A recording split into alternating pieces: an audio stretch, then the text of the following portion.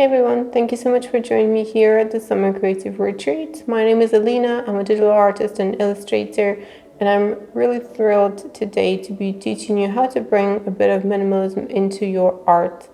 And you'll be able to create something simple yet still quite striking and impactful. I'm going to be using my iPad Pro, but you can go ahead and use any medium that you want if digital art is not your thing. So without further ado, let's dive right in. Today I'm going to show you how to bring a bit of minimalism into your art and how to make your art practice nice and simple and a bit of a meditation or a bit of a relaxation as well. I'm going to be using my iPad Pro with my Apple Pencil.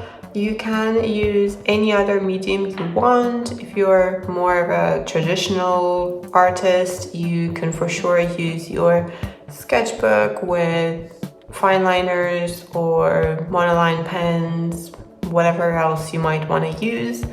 I prefer doing these on the iPad because I'm not going to be sketching any of this. I'm just going to see where it takes me and see what I end up creating. And I feel like sketching can be quite restrictive when you are working on something like this. I'm going to also go ahead and turn on the time-lapse recording so that you can have a speed draw with me later on. So first off, what I like doing for these kind of illustrations is starting with my background color, because that will set the tone for me. It will give me a direction potentially in which I want to go. So we'll use this little blue one over here. It's from one of the color palettes that I have called Vintage Cola. This off-white and the black I kind of tend to add to most of the color palettes, but you've got these nice colors here. So I'm gonna go in with the blue and fill the entire background. I'm not someone that uses loads and loads of layers. I really don't like it. I find it overwhelming unless I'm working on a really big project where I do need to keep lots of elements separated. Otherwise, I try to keep it really minimal and straightforward. What we're going to be drawing today are some mountains. Mountains are something that I really enjoy drawing. Mountains and waves, actually, especially if you would have noticed this if you've seen any of my artwork before.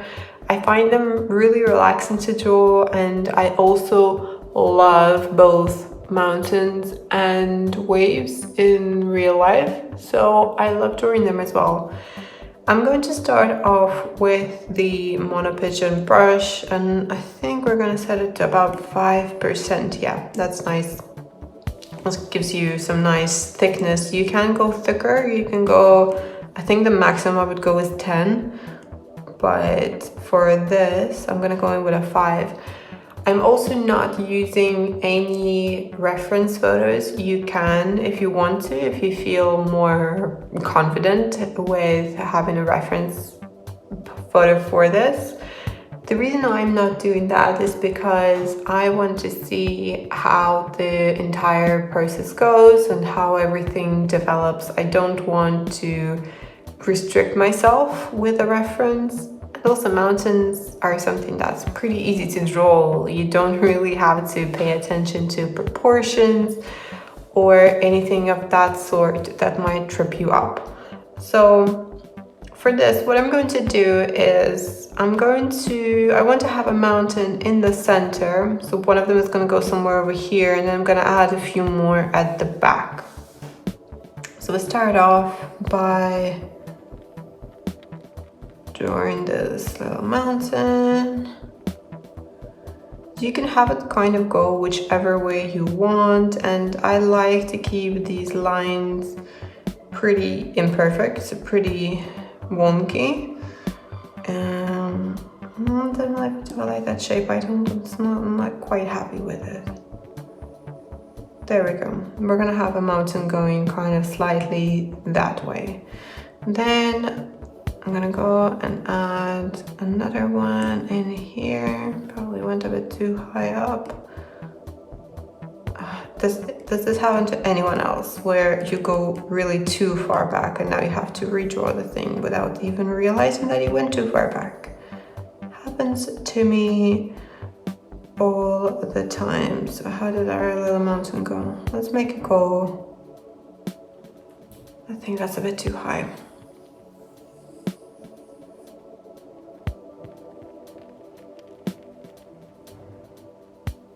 Yeah, let's leave it like this for now. I'm gonna add another mountain over here that connects with the top of this one. And then another one. You can create as many different sort of shapes with these lines as you want. So feel free to just go ahead and experiment and see what your hand wants to draw, really. I don't really like that top one though, so let's get rid of it and draw something else instead.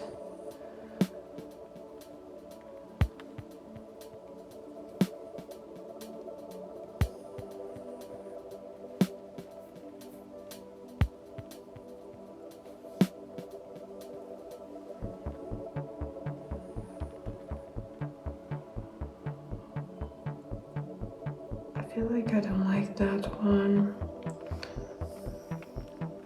This is one of the reasons why I prefer doing these kind of illustrations in Procreate rather than on paper, because it's so easy to just go and get rid of stuff and recreate it without having to waste paper or having to erase stuff if you're drawing with a pencil. So it's just my personal preference.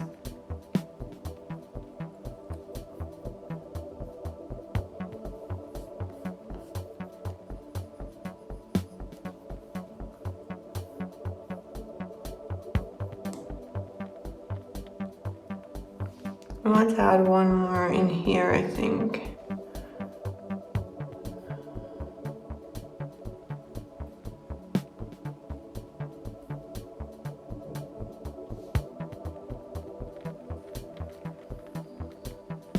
Okay, there we go. I'm quite happy with those basic shapes and those basic lines. I think they complement each other pretty well, so we're going to stick with that. Next thing I'm going to do, and for this I will create a separate layer, is I want to add some definition into these mountains. I want to add some more lines, but I want them to be of a different feel. So I'm gonna go in with the Pigeon Letters ink scratch brush, and I'm going to start with making it a bit bigger for what I'm doing first. So I'm going to set it to 20%, and I'm going to add some of these kind of lines, although I don't quite like how that one turned out.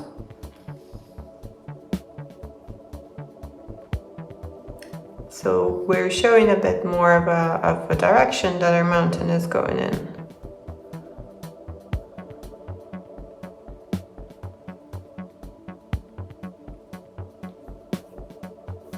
Not too sure if I like that, but I'm gonna keep it for now.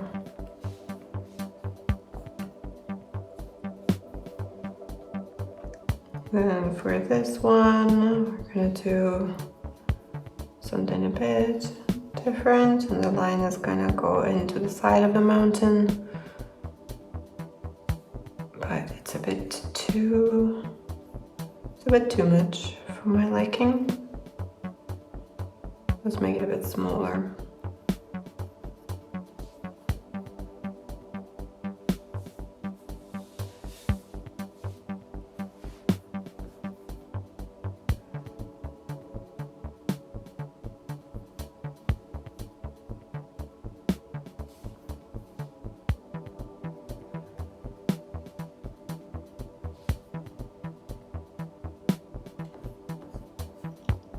It really bothers me when the lines go outside of each other for this kind of an illustration, or when they don't connect. So I always make sure to go in and fix them as soon as I see them, like with this one on the top here, because otherwise I'm just going to I'm just going to forget about it, and then I will notice it as soon as I have posted the illustration, and then I have to go in and fix it, and it just gets really annoying. So I rather fix them straight away. So what I'm trying to do here with all of these different lines is just create an illusion of direction and an illusion of dimension, because my illustrations are always pretty flat. I don't like using textures, and they're also pretty minimal, so I don't like having loads of colors or loads of elements or anything like that. So what I like to do instead is using different lines in different ways, in different directions, to create slightly different shapes, to create illusions, and it just adds some interest to an otherwise very minimalist illustration. Because minimalist illustrations can be a bit boring sometimes, so just watch out for that.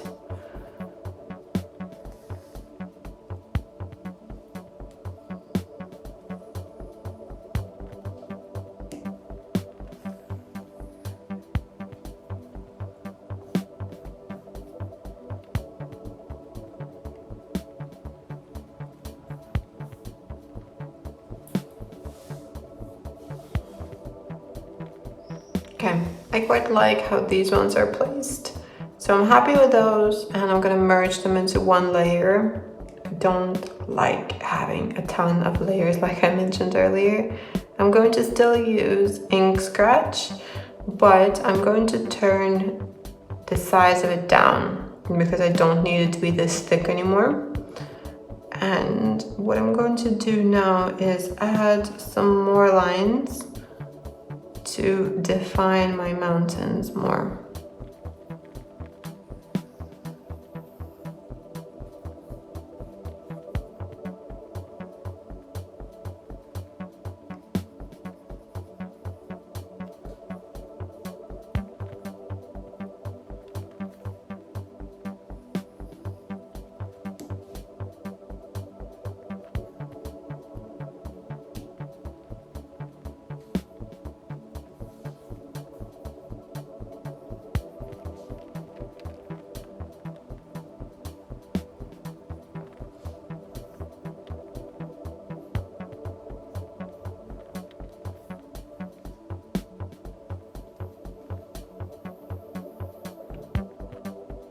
Now I'm perfectly fine with these lines not being perfect.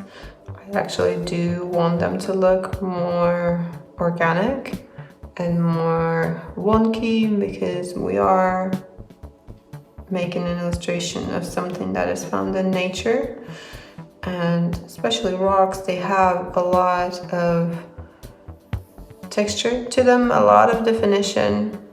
So I want to mimic that in one way or another. And you see how just adding a few of those lines already makes the mountains move a lot more.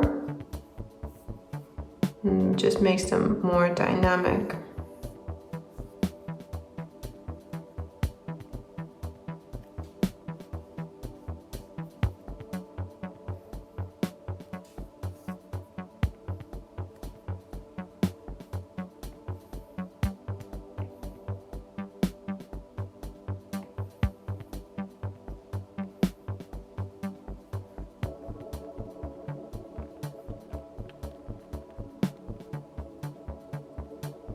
I'm not going to add these lines to all of the mountains either. I'm going to leave some parts as they are and then see what I want to do with them later.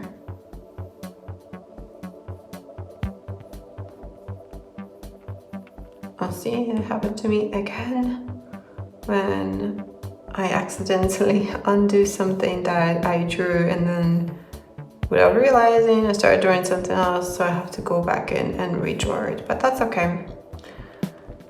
That's okay, at least that's what I try to tell myself. Okay, the lines are all connecting fine there.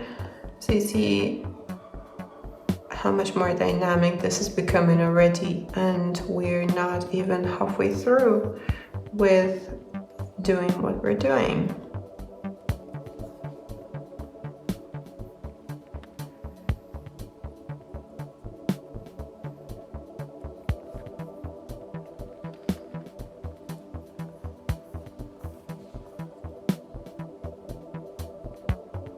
I think I'm happy with these lines for now. Maybe I'm actually gonna add a few more here, but going in a different direction so that that mountain looks a bit more inclined, or a bit more sharp, I guess, a bit more steep. So I'm going to add that in here. I sometimes get carried away with adding too many of those lines, so it's always good to, after you've added a few, zoom out and see how it's looking, and if you like where your illustration is headed. But just focus on how you're feeling while you're drawing this, and you will see that it's quite relaxing to be drawing all of these little lines. Okay, I'm happy with how this looks for now, so I'm going to merge this with the previous layer. And what I'm going to do now is switch to a different type of, actually maybe I'm going to stick with the monoline brush for this. What I want to do is fill some of the areas with white, because right now it's looking a little bit too blue for my liking. So let's go ahead and fill some of them. I know you can use color drop, but for some reason I really enjoy coloring things in myself. I guess this might be from my childhood days and all of the coloring books that I used to have, but I really enjoy doing that, even though I'm using a flat brush that does not give you any texture. I really like filling all of the little crevices and all of these little sections in by hand, and just taking a moment to relax while I'm doing that. You can definitely use color drop if you prefer, or when I've just noticed this little guy over here, let's get rid of him. You could definitely use color drop if you want, if that's easier for you. It's definitely a lot less time consuming, for sure, but I don't know, I don't like it. I do use it sometimes when I have too many details that I would need to pay attention to if I'm filling the area in by hand, but otherwise I do prefer coloring things in myself. Let me know if you are the same as me. I'm sure there's a lot of people out there that like to color stuff in rather than to use the fill option.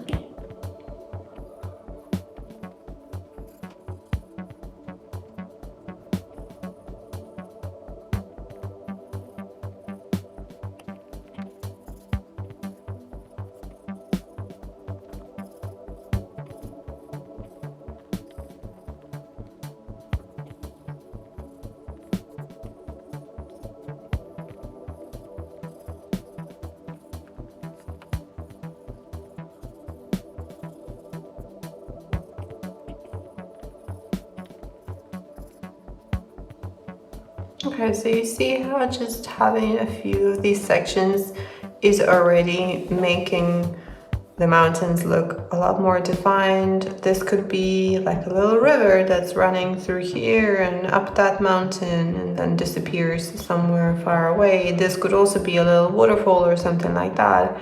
or it could just be a little element of interest, really. Not everything needs to have a purpose and an explanation. Just go with what your hand feels like drawing, go with what you think works best for your particular illustration. But I like how this is turning out so far, except it's kind of missing. It's kind of missing something. Let's go back in on a separate layer. I'm gonna turn this down to 5 maybe. I'm still using the mono pigeon. And I'm going to add some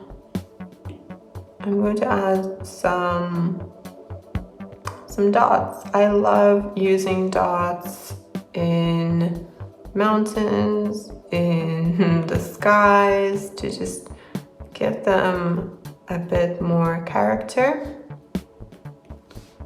Just find it a really fun way to add texture without actually adding texture, because it does create an illusion of something being there, and I love it.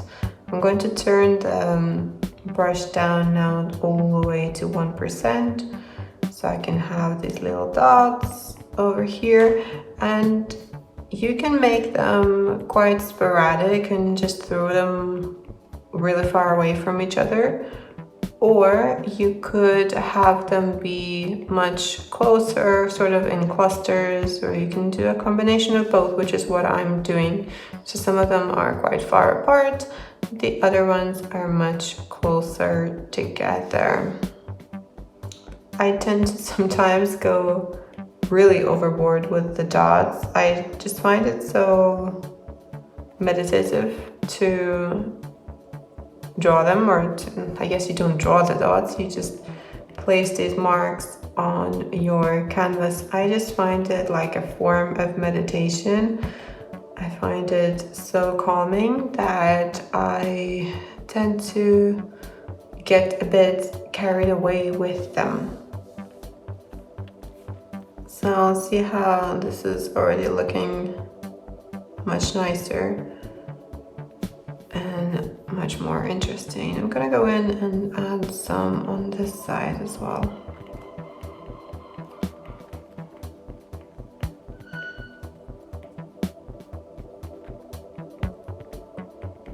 The more crowded you make them, the more of a shadow, I guess, they're going to give you. Shadow illusion, at least.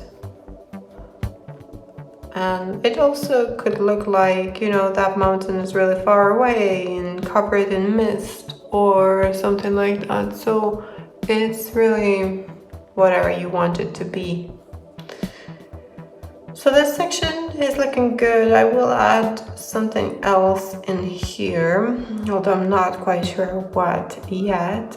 But this area over here is looking a bit bare. So I'm going to go in with my little dots.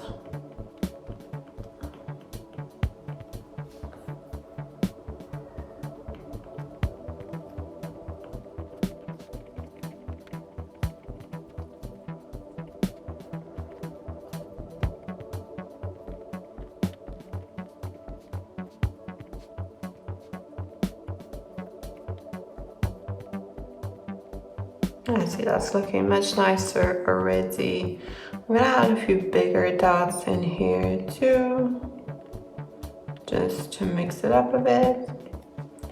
I'll bring it down the mountain as well.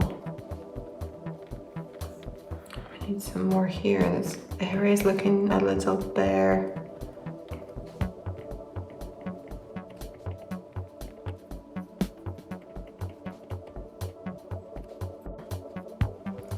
So it's looking pretty good. I am gonna leave my little dots on a separate layer for now. I'm gonna create another layer, go back in with this light blue and with ink scratch, and let's actually keep it at 10%.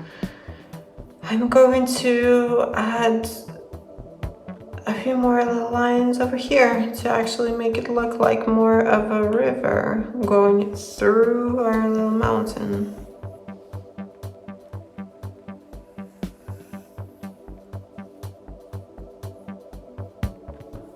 And then the same with this part behind it.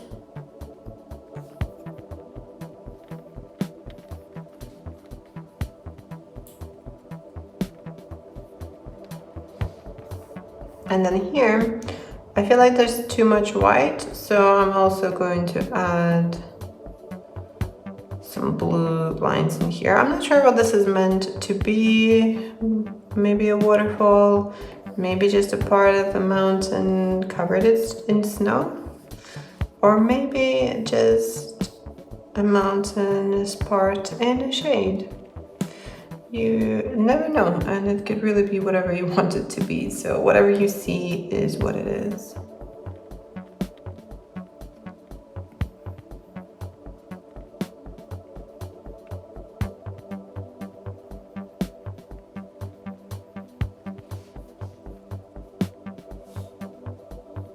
Okay, that's looking much nicer. Let's add a few more over here.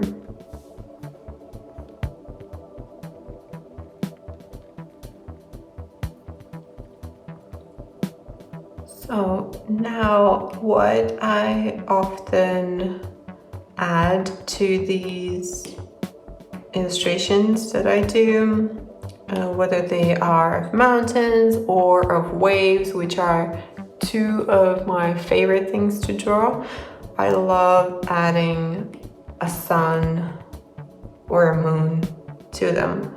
So what I'm going to do is, I think this looks like a perfect spot for a moon. Yeah, look at that. A moon, not a moon, a sun. I'm thinking about a moon, which is why it's on my mind. Yeah, I think that looks good. So let's go ahead and fill it in. I don't typically use red at all, but this color palette that I have, Vintage Cola, I feel like red goes really well with it. With the nice blues and this slightly off-white color.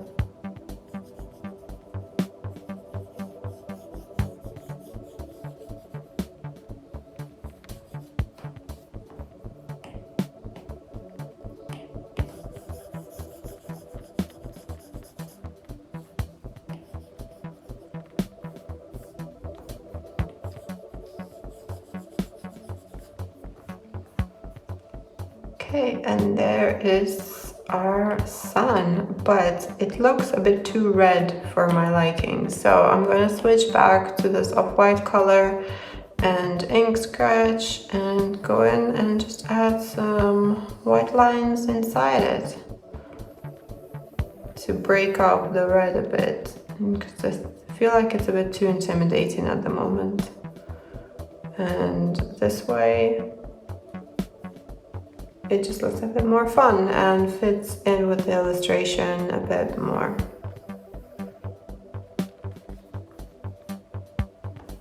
Though I don't like how this, for some reason, this area is turning out pretty flat, which I don't like. So keep trying to redraw it and it still keeps coming out flat. Okay.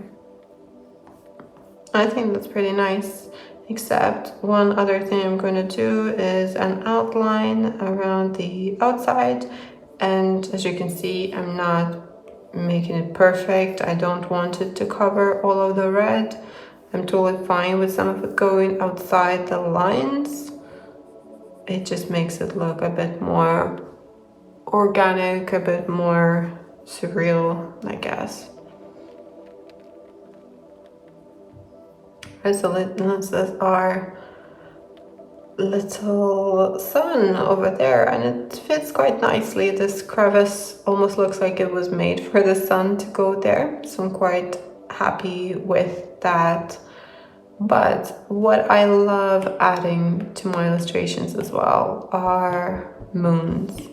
And I specifically like crescent moons. I don't know whether it's to do with my love of Sailor Moon, but I do really love adding them in. So I'm gonna stick one tiny one over here. And yes, I know that we already have the sun in here, but come on, why not have both if you can?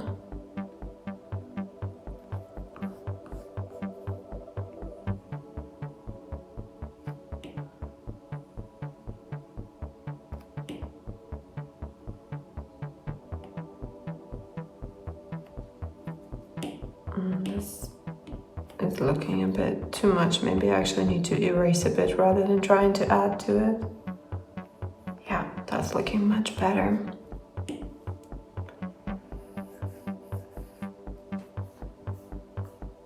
So here's our little crescent moon. Another thing I'm gonna do is add a few lines inside of it to make it look like a floating croissant. So there we go. And if we have a crescent moon, of course, we need to have a few twinkling stars. It's another thing that I really love sneaking into any of my illustrations.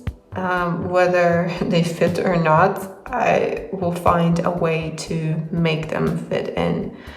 But it's also another one of those things that I can easily go overboard with. So I'm not going to add too many. I'm going to use some of the dots as well to simulate some of the faraway stars.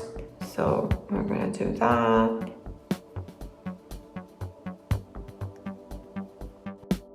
So I quite like how this turned out so far. We've got our sun over here and the little crescent moon flying.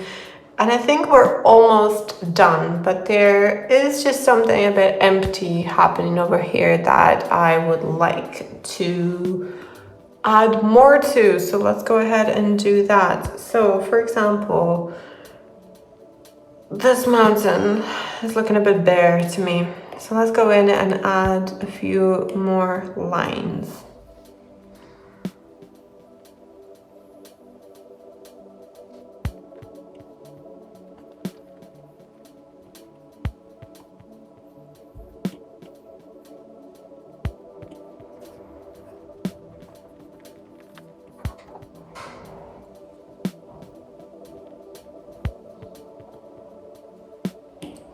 Don't think I like that last one I made, so let's get rid of it and try something different.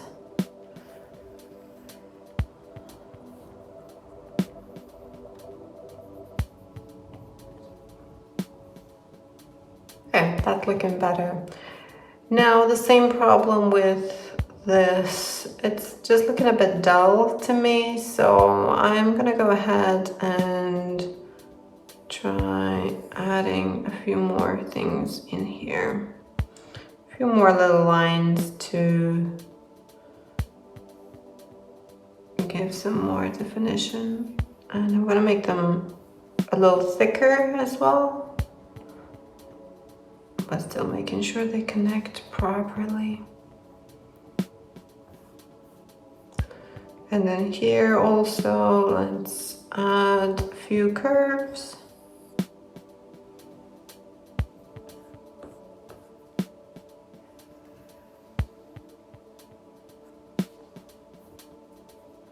Don't like that. That was, I'm not sure what that was, but let's get rid of it. Okay.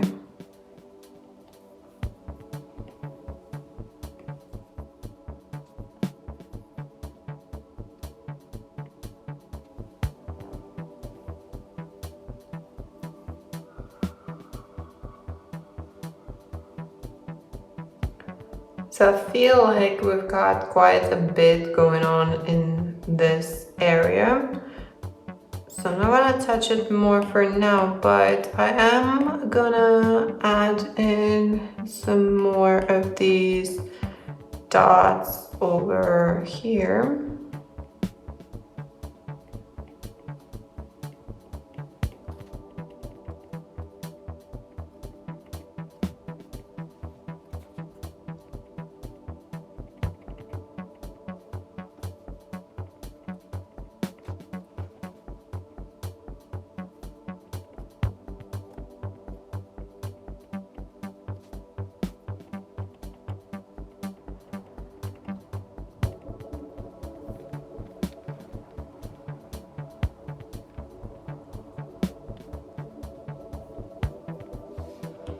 And I'm even going to go as far as adding these dots onto this middle mountain, although I'm not going to add quite as many, it's just going to be a few here and there.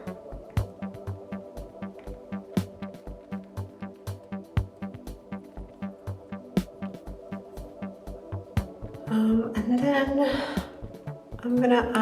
I'm gonna go back to ink scratch and back to the mountain layer, and I want to add some lines that are vertical just to mix it up a bit, because we have a lot of horizontal lines going. I want to add a few that are a bit different.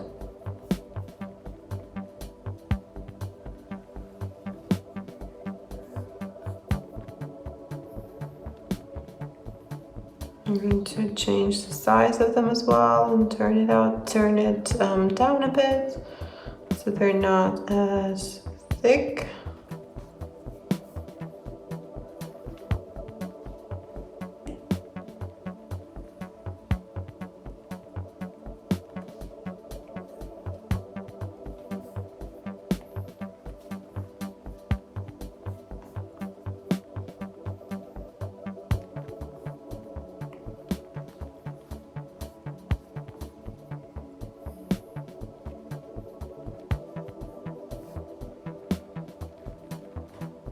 Let's see how that kind of breaks up all of those lines. And I think I'm going to add them in here as well, because why not? But I'm going to make them go outward instead. So they're going from this area over here and going out.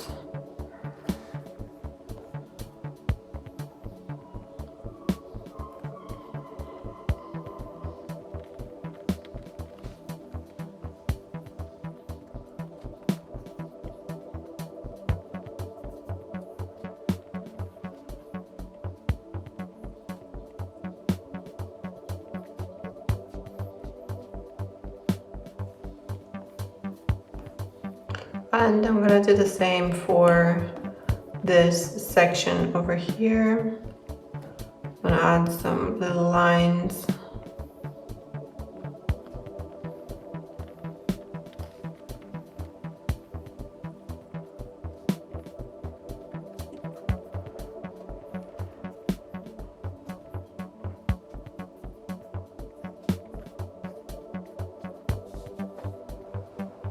Okay, that looks pretty good to me. I know we've got quite a lot of lines going on, but it's still a minimalist illustration because we're only drawing what we need to. We're only using lines, and we're also using a limited color palette.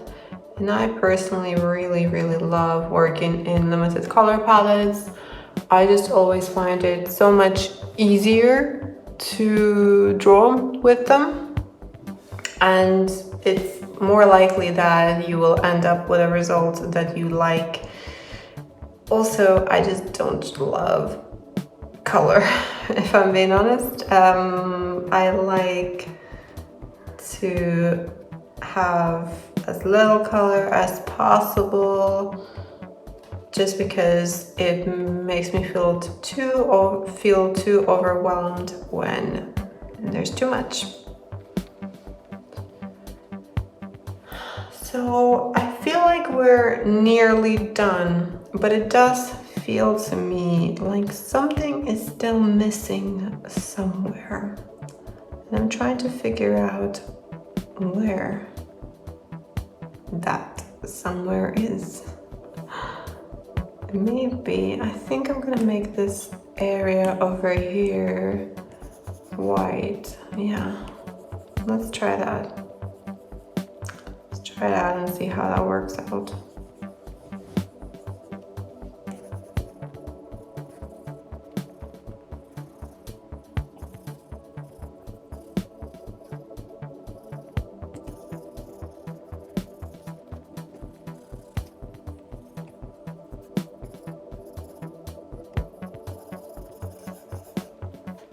And here is the final illustration I made. As you can see, I've added a few more lines in here because I wasn't quite happy with the final result at first, but I do really quite like it now, and I ended up using the illustration as my iPad lock screen as well. I really hope that you've enjoyed this lesson, and I'm going to leave the color palette as well as the finished illustration for you down below so you can grab those and use them if you want to. If you do end up following along and creating some beautiful minimalist mountains of your own, do tag me on Instagram at Elina because I would love to see them. Talk soon.